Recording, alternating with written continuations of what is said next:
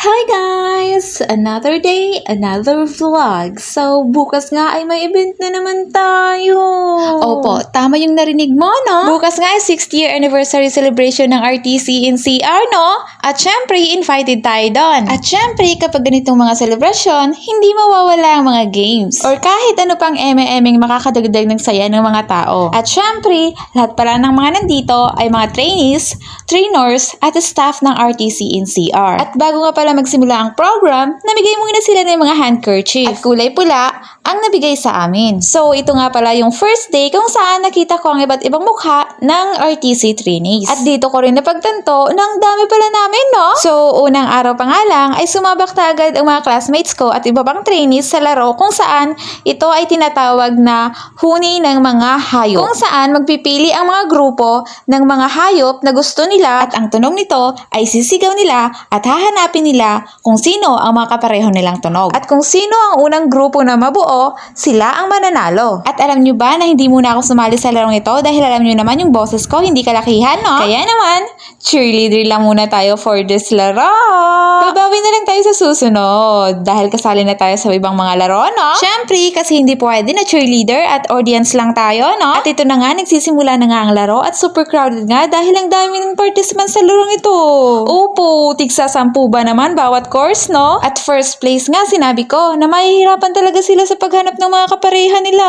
Pero in fairness, ang gagaling nila, no? Dahil may mga grupo nga ang kunting sigaw na lang ay mabubuo na sila agad. Hoy, wag niyo naman galingan, no? Dahil yung mga kagrupo ko nawawala pa sila ng landas. Gaya nitong tatlo na nagpaikot-ikot pa talaga sila sa playground bago nila mahanap ang isa't isa, no? Kaya naman sinabi namin dito na, yung teammates natin andun sa unahan. Kaya naman, naglakad sila at hinanap nila yung mga teammates namin, no? At ayan na nga, at sa wakas ay nabuo na sila.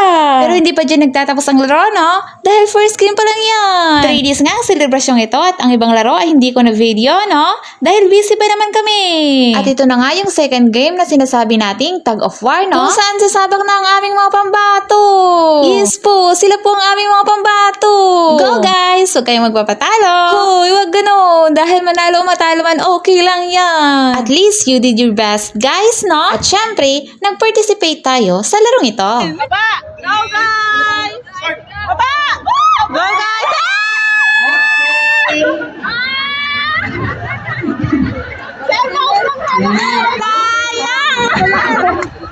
So, ayun na nga. Natalo na nga tayo. Pero okay lang yan, no? At least masaya tayo. At ito na nga.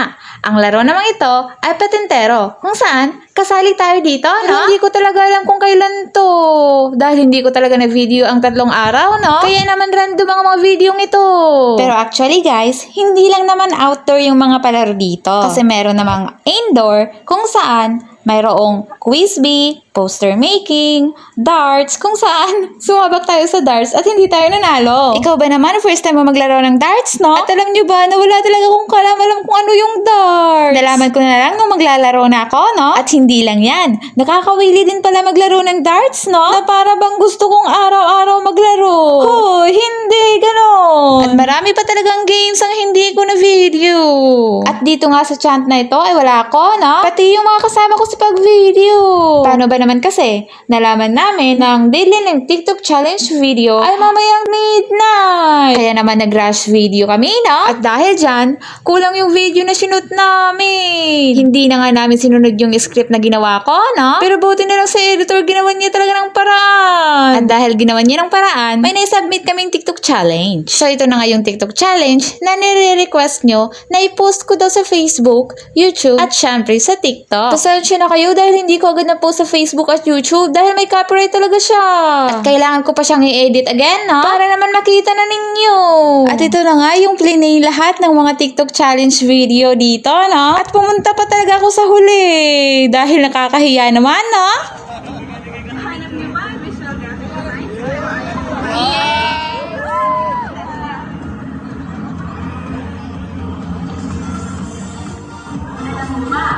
Dito mo natutunan kung paano mag-layout and sign. At hindi lang yan. Dito mo din matututunan kung paano gumawa ng basic animation at presentation design. Gaya ito, na gumagawa siya ng logo gamit ang Illustrator o sinasabi natin digital illustration.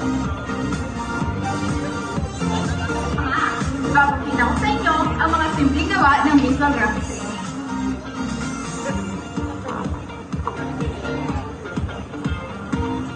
Gaya nito, na ang simpleng lubid ay ginawan niya ng sariling packaging.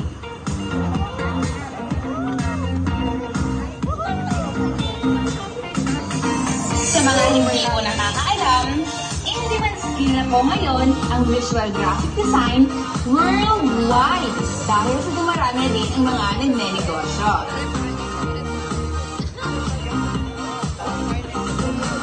Tama ka naman dyan, Bethesda.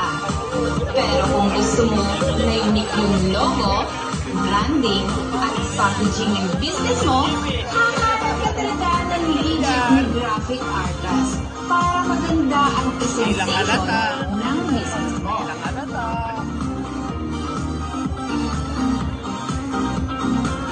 Mula dito sa RTC in CR, i-VGD na yan!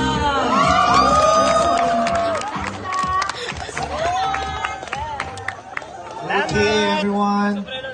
So, ito na nga. At dahil awarding na din sa araw na ito, every time na may ma-receive kami ng award, hindi pwedeng may maiwan sa amin sa picture taking. Dahil hindi naman pwede yun, no? Laser pala, sorry naman. Our second laser for cheering competition is VGD NC3. Based po sa mga scores po, total scores ng mga judges, dikit-dikit naman talaga. It just so happen na top 3 ang kukunin natin. Okay. So, our third placer goes to... Oh, wait lang. Kais NC3. Lahat na ngayon NC2. And alam nyo ba na 0.20 lamang ang lamang ng first place sa second placer. Ibig sabihin, talagang goods sila pareho. No? And our first placer goes to VGD NC3. So our first runner-up overall, Mechatronics Servicing NC2. And the moment of truth, ang ating overall champion sa ating 2026 RTC NCR Trainees Week with a total score of 140 points. 5 points lang po ang lamang. Our overall champion is... Sino? Visual Graphics!